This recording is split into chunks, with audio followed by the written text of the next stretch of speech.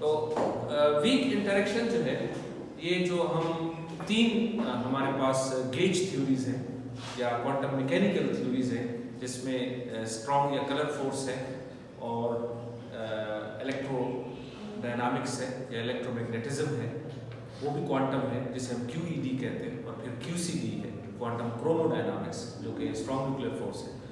और आज हम जो वीक न्यूक्लियर फोर्स है, और ये भी न्यूक्लियस के दरमियान है, तो उसका जो क्वांटम वर्जन है या फाइनमेंट डायग्राम्स हैं उसकी बात करेंगे। यानी वीक इंटरेक्शन, जब दो पार्टिकल्स के दरमियान वीक फोर्स एक्ट करती है तो वो कैसे एक्ट करती है, तो उसकी आज हम बात करेंगे। तो सबसे पहले जैसे मैंने आपको बताया था कि फोर्स जो है, चाहे चारों फोर्सेस में से सारी की सारी फोर्सेस ये तब ही एक्ट करती हैं किसी चार्ज के थ्रू। फॉर एग्जांपल, अगर ऑब्जेक्ट का मास होगा तब ग्रेविटी एक्ट करेगी, विदाउट मास तो ग्रेविटी दो मासेस के दरमियान ही ग्रेविटेशनल अट्रैक्शन होती है। तो ये मास जो है ये काइंड ऑफ चार्ज है ग्रेविटी के लिए। सिमिलरली जो इलेक्ट्रोमैग्नेटिज्म है उसके लिए आपको पता है इलेक्ट्रिक चार्ज जो है प्लस और माइनस, इलेक्ट्रॉन पे माइनस चार्ज और प्रोटॉन पे प्लस चार्ज है, तो वो चार्ज किसी पार्टिकल पे होगा तो उसके ऊपर इलेक्ट्रोमैग्नेटिज्म एक्ट करेगा, ठीक है, फोर्स। इसी तरीके से स्ट्रॉन्ग न्यूक्लियर फोर्स जो है या जो कलर फोर्स है, उसके लिए जो चार्ज था वो ग्लूऑन था, और 8 किस्म के ग्लूऑन्स जो है कलर चार्ज था, ग्लूऑन तो मेडिएटर है, उसके लिए कलर चार्ज था, और 3 किस्म के चार्जेस हैं, रेड, ब्लू और ग्रीन। इसी तरीके से वीक न्यूक्लियर फोर्स के लिए भी अपना चार्ज है, आल्दो कि इसका नाम नहीं रखा गया तो इसलिए हम इसे वीक चार्ज भी कहते हैं, वीक चार्ज। तो ये वीक चार्ज अगर किसी पार्टिकल पे होगा तो उसके ऊपर वीक न्यूक्लियर फोर्स एक्ट करेगी, और जिस पार्टिकल पे वीक चार्ज नहीं होगा उसके ऊपर फोर्स एक्ट नहीं करेगी। अब अगर आप क्वांटम क्रोमोडायनामिक्स को निकालें और क्वांटम इलेक्ट्रोडायनामिक्स को निकालें, अगर आप क्वांटम क्रोमोडायनामिक्स को आप याद करें तो जो कलर चार्ज था रेड, ब्लू, ग्रीन, वो सिर्फ क्वार्क्स के ऊपर था, इसलिए स्ट्रॉन्ग न्यूक्लियर फोर्स में सिर्फ क्वार्क्स पार्टिसिपेट करते थे। लेकिन जो हमारे पास इलेक्ट्रोडायनामिक्स का चार्ज था वो क्वार्क्स के ऊपर भी था और इलेक्ट्रॉन्स के ऊपर भी था, यानी इलेक्ट्रॉन्स और क्वार्क्स दोनों के दरमियान इलेक्ट्रोमैग्नेटिज्म पाई जाती है। लेकिन स्ट्रॉन्ग न्यूक्लियर फोर्स जो है वो सिर्फ क्वार्क्स के दरमियान पाई जाती है, इलेक्ट्रॉन्स पर नहीं है, क्योंकि इलेक्ट्रॉन्स पर कलर चार्ज है नहीं।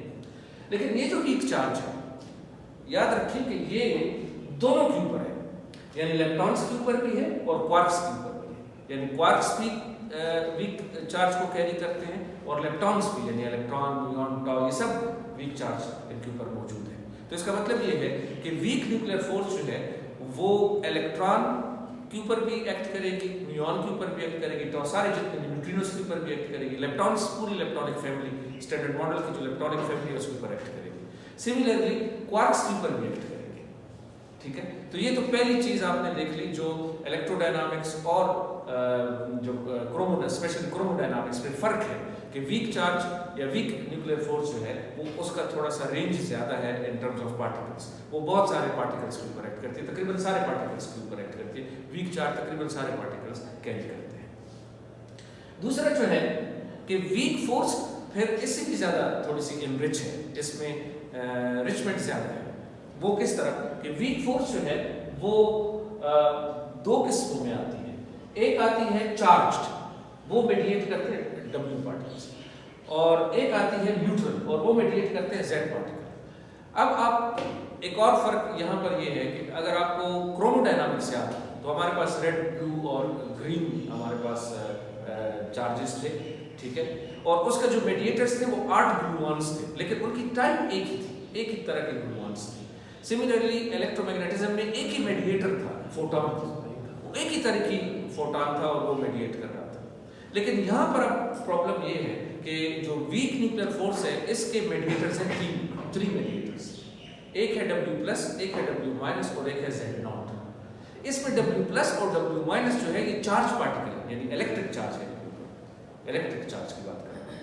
Z के ऊपर, फोटॉन के ऊपर तो चार्ज नहीं है, वो तो चार्जलेस है, लेकिन इलेक्ट्रॉन की Z की उसके W+ का मतलब ये है कि इस पे प्लस चार्ज, और W- इसके ऊपर माइनस चार्ज है, और Z0 इसके ऊपर कोई चार्ज नहीं है। इसका मतलब ये है कि अब वीक न्यूक्लियर फोर्स एक्चुअली दो टाइप से मेडिएट होगी। एक, क्योंकि इसमें तो वर्टिसेस बनते हैं ना, अभी आप देखेंगे कि उन वर्टिसेस के ऊपर इस चार्ज मैटर करता है। एक चार्ज पार्टिकल्स के जरिए से और एक न्यूट्रल पार्टिकल्स के जरिए से, ठीक है। तो ये एक और कॉम्प्लिकेशन या इसमें इजाफी चीज आ गई है, और वो है कि इसमें जो मेडिएशन है वो भी दो तरह की, एक W's के जरिए से जो मेडिएटर्स हैं और एक Z के जरिए से जो मेडिएटर्स हैं।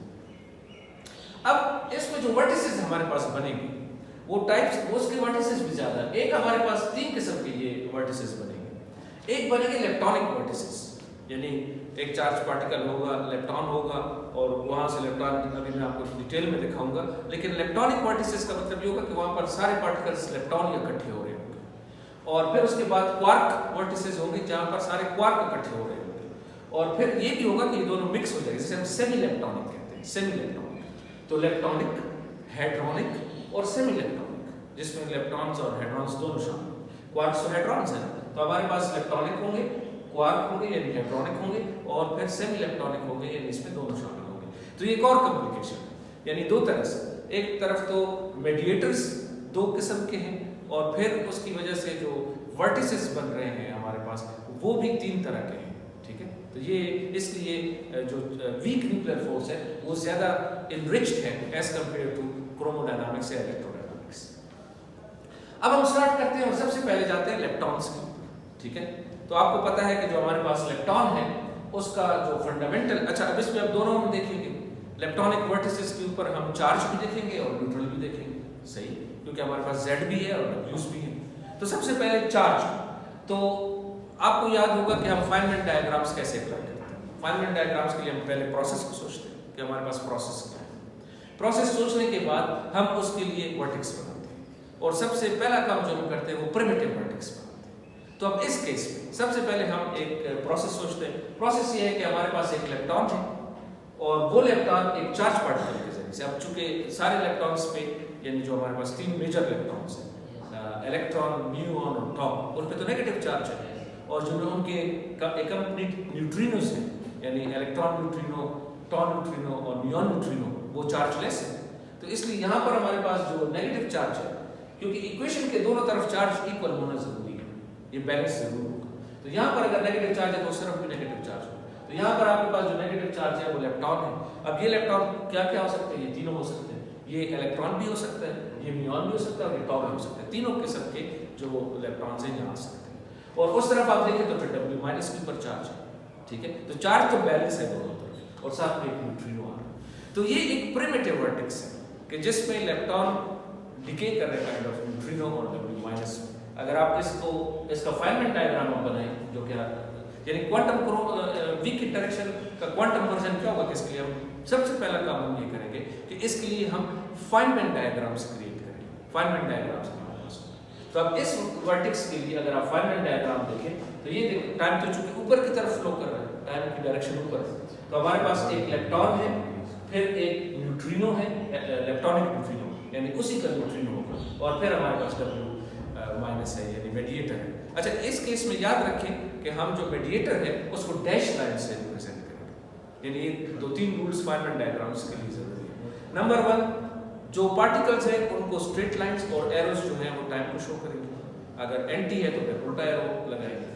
दूसरा, अगर हमारे पास फोटॉन है तो उसके लिए वेवी लाइन यूज करेंगे, जिगजैग, और अगर हमारे पास ग्लूऑन है तो उसके लिए स्प्रिंग यूज करेंगे, और अगर हमारे पास W's है या Z है तो उसके लिए डैश यूज करेंगे। तो ये तीन किस्म के मतलब है कि हमारे पास बस ये लाइनों के हद तक रूल्स हैं। फिर उसके बाद आपको पता है किस तरह हम वर्टिसेस क्रिएट करते हैं। अब ये देखिए, ये एक इलेक्ट्रॉनिक वर्टेक्स है, ये इलेक्ट्रॉनिक वर्टेक्स है, क्यों, इसमें ये भी इलेक्ट्रॉन है, ये भी इलेक्ट्रॉन है, और W माइनस जो है वो मेडिएटर है। तो लेकिन ये एक प्रिमिटिव वर्टेक्स है, प्रिमिटिव वर्टेक्स हमारे पास। अब अगर हम इसकी एग्जांपल देखें, क्योंकि हर एक उसको क्रिएट करने के बाद हम एक एग्जांपल देखते हैं, तो एग्जांपल जो है हमारे पास उसकी फंडामेंटल चार्ज वर्टेक्स की वो ये है। अब देखिए यहाँ पर एक म्यूऑन आ रहा है, म्यूऑन चूंकि उसके ऊपर नेगेटिव चार्ज होगा, और फिर हमारे पास म्यूऑन न्यूट्रिनो है, और फिर W माइनस है। तो इस वर्टेक्स के ऊपर चार्ज बैलेंस है। याद रखें कि किसी भी वर्टेक्स के ऊपर चार्ज को भी बैलेंस होता है, एनर्जी और मास की कंजर्वेशन भी होती है, सारे कंजर्व क्लास एक वर्टेक्स के ऊपर। किसी वर्टेक्स पे जो चीज चेंज होती है वो उसी फोर्स के लिए होती है, मिसाल के तौर पर क्रोमोडायनामिक्स में अगर आपको याद हो तो एक वर्टेक्स पे कलर चेंज हो सकता है, यानी इस वर्टेक्स पे यहाँ से एक कलर आ रहा है, रेड कलर आ रहा है, और यहाँ पर फिर ब्लू कलर, ये हो सकता है। वर्टेक्स के ऊपर कलर कंजर्व होगा, लेकिन एक रेड कलर का क्वार्क आके ब्लू कलर के क्वार्क में चेंज हो सकता है, इसलिए हम उसको क्रोमोडायनामिक्स कहते हैं, क्योंकि वर्टेक्स के ऊपर कलर चेंज हो रहा है क्वार्क। ये जो है ये वीक, इसको बाज़ औक़ात फ्लेवर डायनामिक्स भी कहते हैं, क्योंकि एक वर्टेक्स के ऊपर आप देखेंगे कि हमारे पास क्वार्क का फ्लेवर चेंज हो सकेगा। आपको वो बात भी याद आएगी जब मैंने आपको कहा था कि वीक इंटरेक्शन स्ट्रेंजनेस को कंजर्व नहीं करती। तो यहाँ पर अब आप देखेंगे कि क्वार्क का जो फ्लेवर है वो चेंज हो जाएगा। अब क्वार्क जो है वो लेट्स से हो सकता है स्ट्रेंज क्वार्क में चला जाए, स्ट्रेंज क्वार्क जो है क्वार्क में चला जाए, उसका फ्लेवर चेंज हो जाएगा। वहाँ पर फ्लेवर नहीं चेंज हो रहा था क्रोमोडायनामिक्स, वहाँ पर सिर्फ कलर चेंज हो रहा था, यहाँ पर फ्लेवर भी चेंज हो रहा है, इसलिए बाज़ औक़ात इसको फ्लेवर डायनामिक्स भी कहते हैं, ठीक है। जिस तरह वो क्रोमोडायनामिक्स से कलर चेंज हो रहा था, इधर इसको फ्लेवर डायनामिक्स भी कहते हैं। तो इसलिए वीक इंटरेक्शन में इस वर्टेक्स के ऊपर अगर आप देखें तो चार्ज तो कंजर्व है, वो भी माइनस है, ये भी मेडिएटर है, लेकिन ये W माइनस जो है, यानी ये एक प्रोसेस है कि न्यूट्रॉन और इलेक्ट्रॉन, न्यूट्रॉन, न्यूट्रिनो जो है वो कन्वर्ट हो रहे हैं W माइनस और प्लस वर्टेक्स। अगर इसकी अच्छी एग्जांपल देखिए, मोर कॉम्प्लिकेटेड, जिसमें हम न्यूट्रिनो नियॉन स्कैटरिंग हो रही है, यानी न्यूट्रिनो और नियॉन आपस में टकरा रहे हैं, कोलिजन कर रहे हैं, स्कैटर कर रहे हैं, ठीक है। ऑल्दो कि ये प्रोसेस ऑब्जर्व करना बहुत मुश्किल है, क्यों? क्योंकि न्यूट्रिनो का मास बहुत कम होता है, तो इसलिए इस प्रोसेस को ऑब्जर्व करना मुश्किल है, लेकिन अगर होता तो है ये प्रोसेस। अब इस प्रोसेस के लिए मैं एक फाइनमेंट डायग्राम क्रिएट करना चाहता हूँ, फाइनमेंट डायग्राम बनाना चाहता हूँ। तो वो कैसे करेंगे?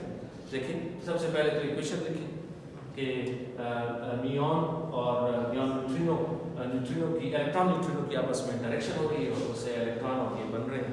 इसका जो डायग्राम होगा वो देखिए, जैसे आप जानते हैं नियॉन आ रहा है, फिर उसके बाद इलेक्ट्रॉन न्यूट्रिनो आ रहा है, वो आपस में W माइनस के जरिए इंटरेक्ट कर रहे हैं और दो वर्टेक्स बन रहे हैं, और पहले वर्टेक्स पे नियॉन न्यूट्रिनो है और दूसरे वर्टेक्स पे इलेक्ट्रॉन है, ठीक है। तो ये इसका हमारे पास पूरा फाइनमेंट डायग्राम है।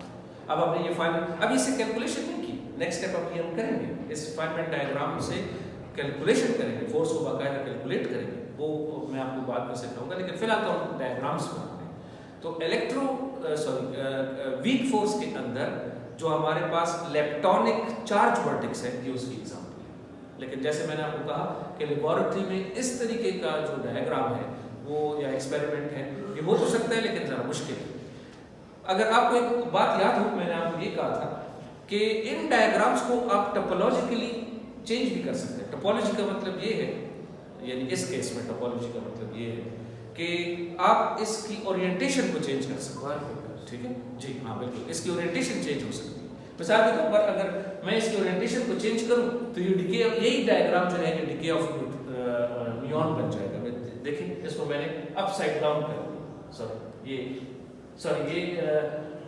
उसके बाद में करते, ये दूसरा प्रोसेस है, सॉरी, ये डिके ऑफ नियॉन जो है ये तो दूसरा प्रोसेस है, लेकिन ये देखिए ये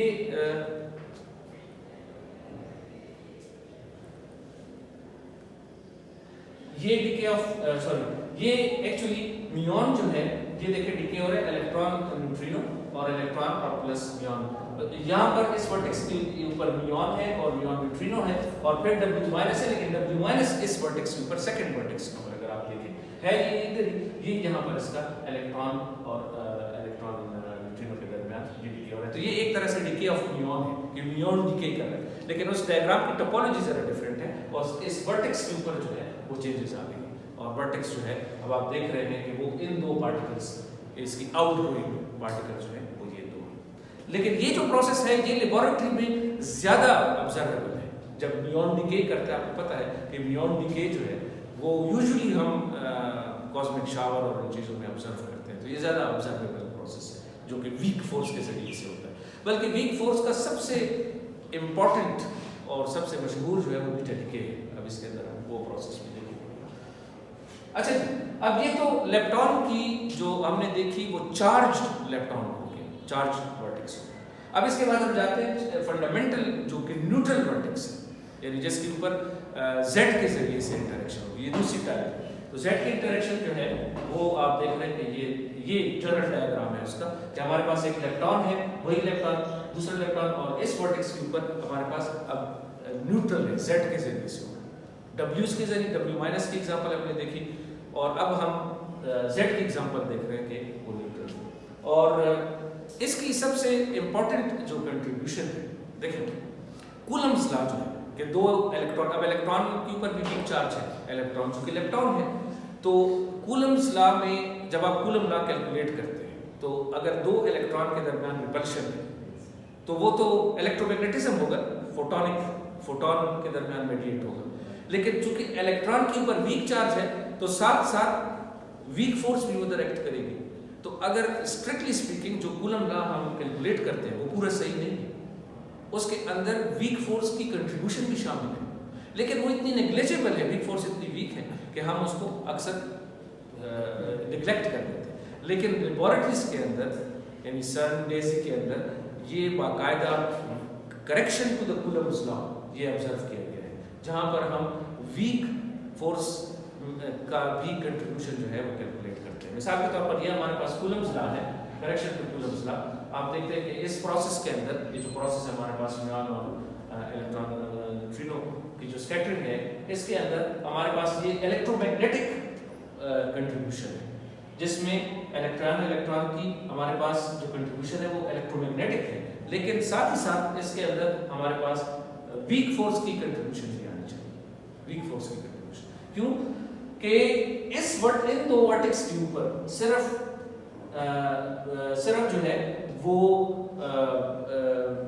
इलेक्ट्रोमैग्नेटिक फोर्स एक्ट नहीं कर रही, सिर्फ फोटॉन मेडिएट नहीं हो रहा, उसमें वीक फोर्स यानी W- भी मेडिएट हो रहा है। तो ये चीज़ है। तो इसके बाद हम जाते हैं फ्लेवर चेंजिंग।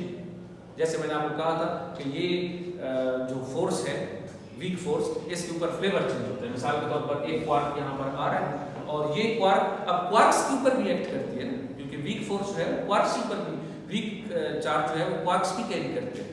तो यहाँ पर एक क्वार्क आ रहा है और किसी और क्वार्क में चेंज होगा थ्रू W- या W+ और इस तरह के प्रोसेसेस को हम सेमी इलेक्ट्रॉनिक प्रोसेसेस भी कहते हैं कि एक तरफ क्वार्क्स है और एक तरफ इलेक्ट्रॉन्स है, तो इनको हम सेमी इलेक्ट्रॉनिक प्रोसेसेस कहते हैं। मिसाल के तौर पर एक तरफ क्वार्क्स है इस रिएक्शन में आप देखिए और एक तरफ इलेक्ट्रॉन्स है।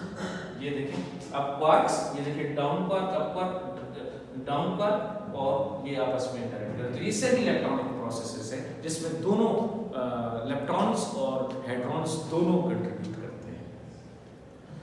इसमें आप पायन डिके को देखें तो ये वो प्रोसेस है जो मैं आपको कह रहा था कि उसके अगर आप ओरिएंटेशन को चेंज करें तो आप देखिए अब ये पायन डिके जो है ये उसके जरिए से क्योंकि ये डाउन और ये जो है ये आपस में एक पायन बनता है, तो पायन जो है वो डिके का ये बाउंड स्टेट है ना, आप उसकी मीज़ान की पायन की डाउन वो है बाउंड स्टेट है और वो उसके अंदर डिके कर। अब जिस तरह मैंने आपको कहा था कि वीक फोर्स की सबसे इंपॉर्टेंट जो मैनिफेस्टेशन है वो न्यूट्रॉन डिके के अंदर है या बीटा डिके जिसे हम कहते हैं। तो आपने से पहले बीटा डिके बहुत सुना होगा कि न्यूक्लियस के अंदर न्यूट्रॉन डिके करता है प्रोटॉन और वहाँ से इलेक्ट्रॉन इमिट होता है। लेकिन अब फाइनल डायग्राम्स की मदद से देखें कि वो किस तरह होता है कि हमारे पास ये वाला प्रोसेस है, न्यूट्रॉन डिके कर रहा है प्रोटॉन इलेक्ट्रॉन और इलेक्ट्रॉन न्यूट्रिनो में, और हमारे पास अगर मैं इसका अब स्कीमेटिक डायग्राम बनाऊँ, फाइनल डायग्राम बनाऊँ, तो ये देखिए हमारे पास न्यूट्रॉन है और आपको पता है कि अप डाउन डाउन से बना है और हमारा ये चेंज हो रहा है प्रोटॉन में जो कि अप डाउन में बना है। तो इसमें ये जो दो क्वार्क्स हैं ये तो चेंज ही नहीं होते, इनको हम कहते हैं स्पेक्टेटर क्वार्क्स। ये स्पेक्टेटर क्वार्क्स ये चेंज नहीं होते, लेकिन इसमें सिर्फ एक क्वार्क चेंज होता है और ये डाउन जो है ये अप में। लेकिन यहाँ पर जो वर्टेक्स बनता है इस वर्टेक्स के ऊपर आप देखें ये जो वर्टेक्स है, ये वर्टेक्स जो यहाँ बनता है, ये दो क्वार्क्स जो है ये स्पेक्टेटर क्वार्क्स है, इसमें कोई चेंज नहीं है, ये एक जैसे। लेकिन ये जो क्वार्क है डाउन जो अप में चेंज हो रहा है, इधर एक वर्टेक्स बन रहा है और यहाँ पर वीक फोर्स एक्ट कर रही है और इस वीक से आप देख रहे हैं कि ये इसके आउट गोइंग पार्टिकल्स में इलेक्ट्रॉन है और तो ये बीटा डिके है।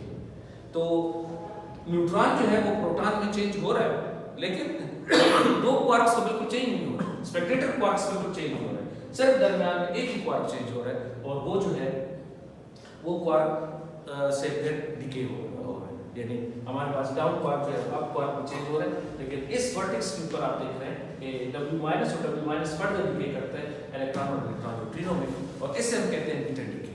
तो ये बेसिकली थ्रू वीक फोर्स होता है, यानी वीक फोर्स इसको गवर्न करती है। अच्छा, इसके अलावा भी हमारे पास प्रोसेसेस हैं जो हाइड्रोलिक वीक इंटरेक्शन के हैं।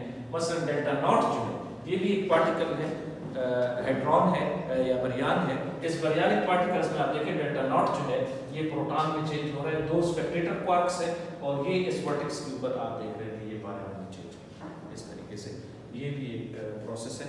और एक और प्रोसेस है हाइड्रोलिक स्ट्रॉन्ग इंटरेक्शन का।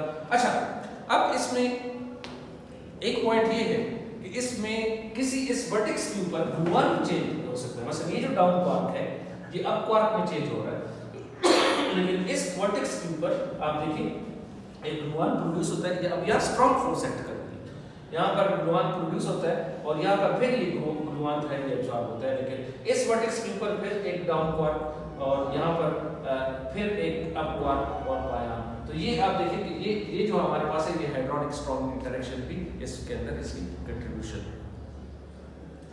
अब आते हैं जी जो नेक्स्ट, देखिए मैंने आपको कहा कि लेप्टोनिक प्रोसेसेस जिसमें लेप्टॉन्स होंगे लेकिन चार्ज्ड, तो ये एक लेप्टोनिक लेकिन चार्ज वीक इंटरेक्शन, लेप्टोनिक लेकिन न्यूट्रल वीक इंटरेक्शन। अब है हाइड्रोनिक यानी क्वार्क्स लेकिन चार्ज W+ और W-, लेकिन फिर हाइड्रोनिक लेकिन न्यूट्रल।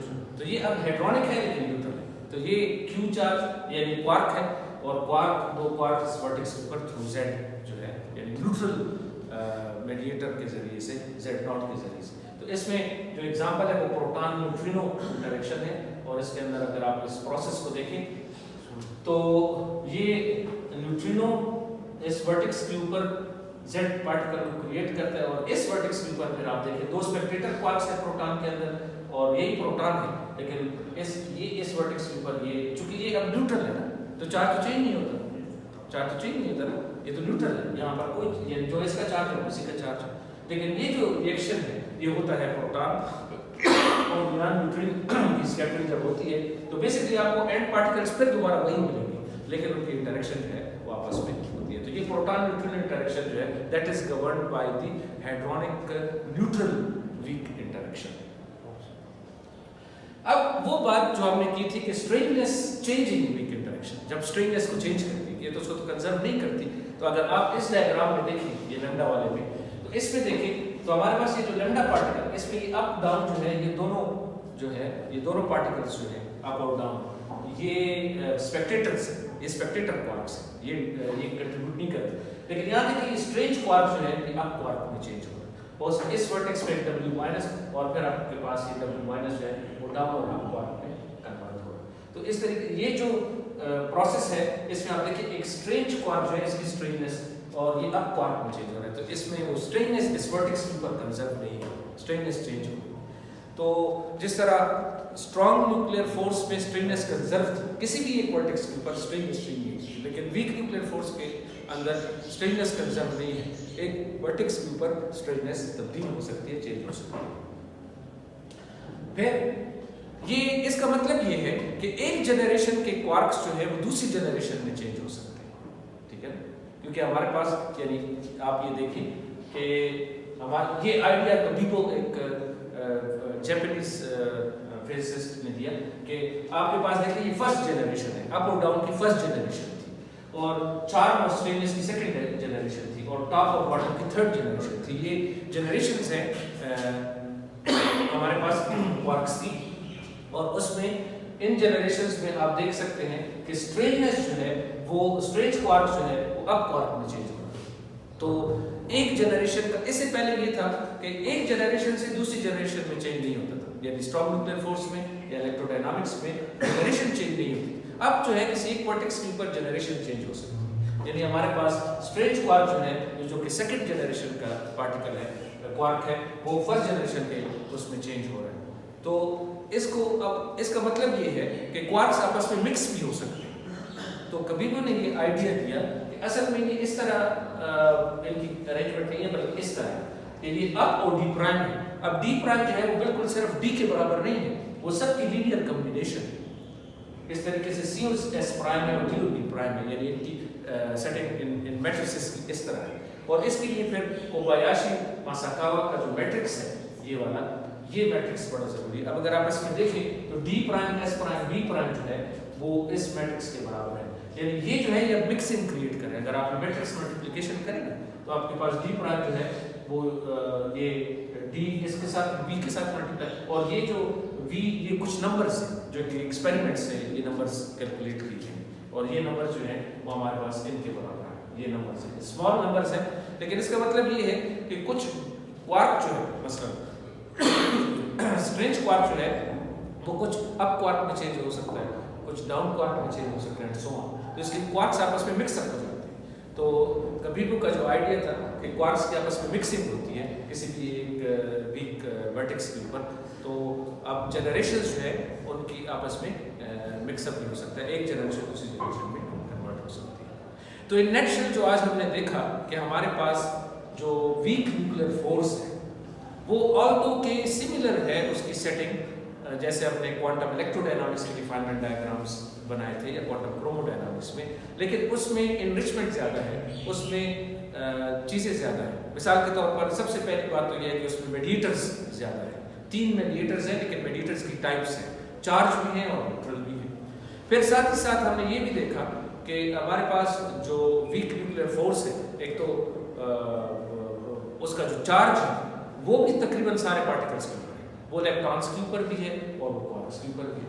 तो हमारे पास इलेक्ट्रॉनिक वर्टिसेस भी बन रहे हैं, और इलेक्ट्रॉनिक में भी फिर 2 टाइप्स बन रहे हैं, यानी वीक भी चार्ज भी बन रहे हैं और न्यूट्रल भी बन रहे हैं। फिर हमारे पास हाइड्रोनिक यानी क्वार्क वर्टिसेस भी बन रहे हैं, उसमें भी 2 टाइप्स बन रहे हैं, चार्ज भी बन रहे हैं, न्यूट्रल भी बन रहे हैं। और फिर इन दोनों की मिक्सअप भी बन रही है, यानी ऐसे वर्टिसेस भी बन रहे हैं जिसमें इलेक्ट्रॉन्स भी हैं और क्वार्क्स भी।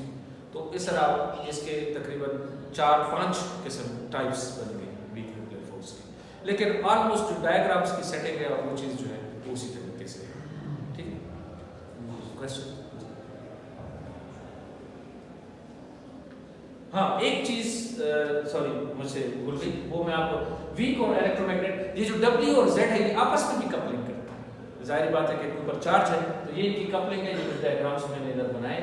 ये यानी चूंकि अब W भी चार्ज पार्टिकल है तो वो भी कपल करेगा, आपस में W मिलेंगे, या W's जो हैं इवन फोटॉन के साथ भी कपलिंग कर सकते हैं। तो इनकी हम कहते हैं कि ये मेडिएटर्स की जो सेल्फ कपलिंग है जो आपने देखी थी स्ट्रॉन्ग इंटरेक्शन में, वो भी सेल्फ कपलिंग भी मौजूद है उसकी। अच्छा, तो स्लाइड नंबर 7।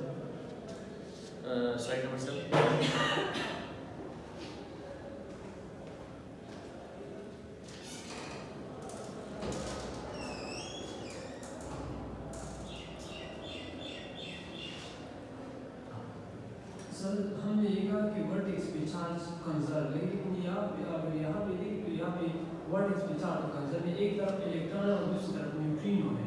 तो न्यूट्रिनो पे चार्ज तो एक तरफ इलेक्ट्रॉन पे चार्ज तो माइनस हो, तो यहाँ पे वो W पे भी चार्ज है ना माइनस। सर लेकिन दोनों साइड पे अगर ये लगाए, हाँ अब W को साथ शामिल करेंगे, W के ऊपर माइनस चार्ज है सर, लेकिन W ऊपर हाँ दोनों वर्टिसेस यानी एक वर्टेक्स की जो लाइंस हैं, हालांकि इधर ये W जो है ये वर्चुअल पार्टिकल है, आपके पास ये वर्चुअल पार्टिकल है, लेकिन एक वर्टेक्स के ऊपर जितनी भी लाइंस जा रही हैं वो आपने सम अप करनी है। क्या आपने देखना है कि चार्ज जो है वर्टेक्स के ऊपर एक इनकमिंग लाइन है और 2 आउटगोइंग लाइंस हैं, या 2 आउटगोइंग है, इनकमिंग जितनी भी लाइंस हैं टोटल वो आपने सम अप करनी है और देखनी है कि उसके ऊपर जो टोटल चार्ज, अगर आपको स्ट्रॉन्ग न्यूक्लियर फोर्स में याद हो कि जब कलर चेंज हो रहा था तो आपको याद था कि ब्लू कलर का अप क्वार्क आ रहा था और रेड कलर में चेंज हो रहा था, लेकिन अब कैसे हो सकता है, कलर तो चेंज नहीं हो सकता, एक वर्टेक्स पे तो कलर कंजर्व रहेगा। तो फिर उसके साथ हमने ग्लूआन बनाया था जो कि बाई कलर था ना, जिसमें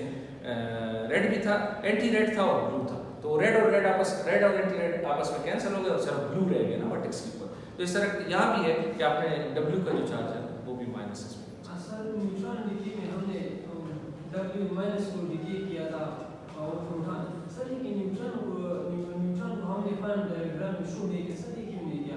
नहीं किए, वो तो मैंने वो बड़े से वो उसके सर्कल बना दिए ना इस तरह, यहाँ पर ये आप दिखा रहे हैं, ये अगर आप इसके ये असल में ये जो डायग्राम्स मैंने ये वाला कह रहे हैं, ये न्यूट्रॉन है, ये है, ये देखिए सर यहाँ, हाँ अब देखिए ये न्यूट्रॉन है, यानी अगर इसका आप ये तो मैंने समझाने के लिए आपको ऐसे डायग्राम बनाया है, लेकिन अगर आप बनाएंगे तो फिर तो आप एक न्यूट्रॉन लिखेंगे, न्यूट्रॉन के अंदर 3 क्वार्क्स हैं, तो बेसिकली जो डिके हो रहा है वीक इंटरेक्शन में वो तो थ्रू क्वार्क्स हो रहा है ना, यानी न्यूट्रॉन के अंदर क्वार्क्स बदल रहे हैं और दो क्वार्क्स जो स्पेक्टेटर हैं, यानी अप और डाउन क्वार्क्स, दो क्वार्क्स कुछ भी नहीं कर रहे, वो तो स्पेक्टेटर है, वो तो सिर्फ पड़े हैं, और सिर्फ एक क्वार्क जो है वो डाउन जो है वो अप में चेंज हो रहा है। इसी से न्यूट्रॉन और प्रोटॉन में फर्क इतना है कि एक में डाउन है एक में अप है, तो वो एक ही क्वार्क चेंज हो रहा है, लेकिन एक क्वार्क के अंदर जो वर्टेक्स है वो वीक इंटरेक्शन के थ्रू हो रहा है, स्ट्रॉन्ग के थ्रू नहीं हो रहा, वीक के थ्रू हो रहा है। तो ये जो वर्टेक्स है ये वीक वर्टेक्स है, इस वर्टेक्स के ऊपर एक W- क्रिएट हो जाता है और W- फर्दर आपके पास इलेक्ट्रॉन और इलेक्ट्रॉन न्यूट्रिनो क्रिएट करते हैं और वो आपको नजर आता है, यानी ये आपकी आउटगोइंग लाइंस ये, यानी आउटगोइंग में आपके पास एक प्रोटॉन है, ये आउटगोइंग है, देखिए ये एक आउटगोइंग है, ये तीन आउटगोइंग पार्टिकल्स हैं, ठीक है, और ये एक इनकमिंग पार्टिकल है। न्यूट्रॉन आपके पास इनकमिंग है और आपके पास आउटगोइंग इलेक्ट्रॉन है, इलेक्ट्रॉन न्यूट्रिनो है और प्रोटॉन है, तो तीन है वो, उसमें इस तरह के न्यूट्रॉन डीके जो है प्रोटॉन, लेकिन वो जो आप लिखते थे ना एक इक्वेशन कि न्यूट्रॉन जैसे ऊपर इक्वेशन लिखी हुई है कि neutron goes to proton plus electron neutrino, अब आपको पता चला कि ये उसका वीक इंटरेक्शन का डायग्राम है, फाइनमेंट डायग्राम है बेसिकली, कि वर्टेक्स पे कैसे चेंज होता है, लेकिन इसको मैंने ऐसे कलरफुल इसलिए बनाया, वैसे फाइनमेंट डायग्राम्स में कलर बनाने की जरूरत नहीं है, लेकिन यहाँ जो मैंने इसको कलरफुल बनाया वो सिर्फ इलस्ट्रेशन के लिए, समझाने के लिए, इसके कलर्स जो है यहाँ पर वो सिर्फ और पर्पस ऑफ इलस्ट्रेशन है। यानी हम ये सारे डायग्राम्स में ये सारे वर्टिसेस हम बनाएंगे और इन वर्टिसेस से बाकायदा कैलकुलेशंस करेंगे, ठीक है जी। सर इलेक्ट्रॉन्स जो है वो इलेक्ट्रोमैग्नेटिक फोर्स भी फील करते हैं, Exactly. न्यूक्लियर फोर्स भी फील करते हैं, इवन ग्रेविटी भी फील करते हैं। सही है सर। अब्दुल सलाम ने कहा कि वीक और इलेक्ट्रोमैग्नेटिक जो है वो एक ही फोर्स है, मतलब इसको ट्रीट क्यों करते हैं?